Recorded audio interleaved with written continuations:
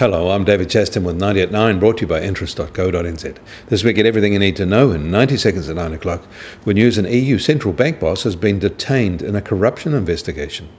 But first, American housing starts got off to a great start in January, and that is in the depths of a very cold winter, rising 7.3% above the same month a year earlier, and the third month in a row it has risen.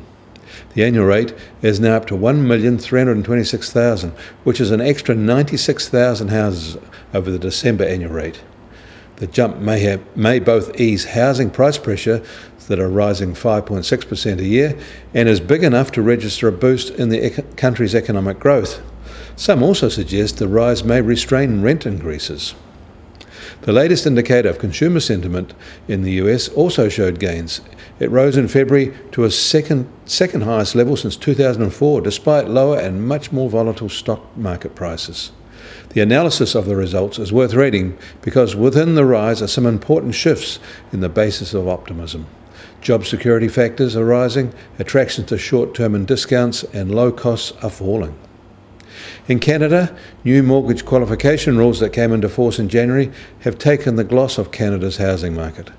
Buyers had rushed to make purchases in December to beat the deadline, and sellers sat tight while assessing the fallout.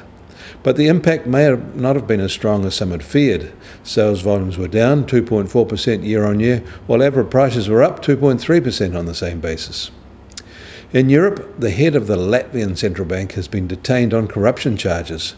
He is also an ECB governing council member.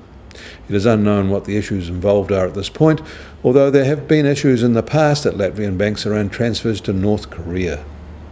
In Australia, the new head of regulator ASIC, James Shipton, has made his first public appearance before a Canberra Oversight Committee.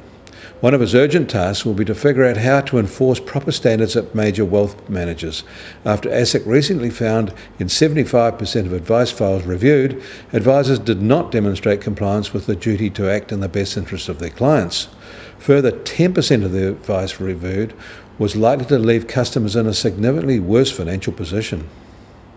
In New York, the US Treasury 10-year yield has resisted climbing high and is now 2.87%, down 2 basis points on the day.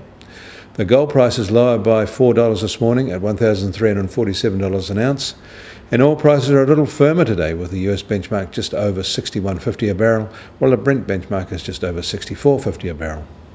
The Kiwi dollar is up nearly half a cent from this time on Friday to 73.8 US cents. That's a gain of more than 1.5 cents in a week. On the cross, rates were higher too, at 93.4 Aussie cents and 59.5 euro cents. That puts the TWI up to 74.6 and right at the top of its 2018 range. I'm David Chaston. That was 90 at 9, brought to you by interest.co.nz.